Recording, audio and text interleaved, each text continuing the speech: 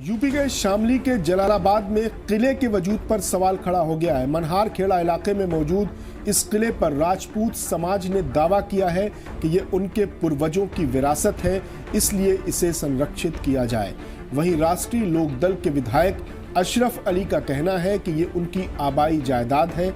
मौजूदा वक्त में इस किले में कई परिवार रहते हैं, जिसमें विधायक अशरफ अली का घर भी शामिल है। आपको बता दें कि मनहार खेड़ा कल्याण दुर्ग समिति ने सीएम को मेमोरेंडम सौंपा। इस मेमोरेंडम में इस किले को संरक्षित करने की मांग की गई और जलालाबाद का नाम बदलकर मनहार खेड़ा करने की भी मांग की गई।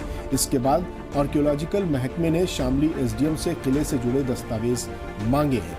राजपूत समाज के भानु प्रताप सिंह का दावा है कि यह किला उनके पूर्वजों का है, उनके पास तमाम दस्तावेज मौजूद हैं। उनका दावा है कि इस किले में जलाल खान ने 1444 राजपूतों को मारा था, जिनकी अस्थियों का अंतिम संस्कार अभी तक नहीं हुआ है।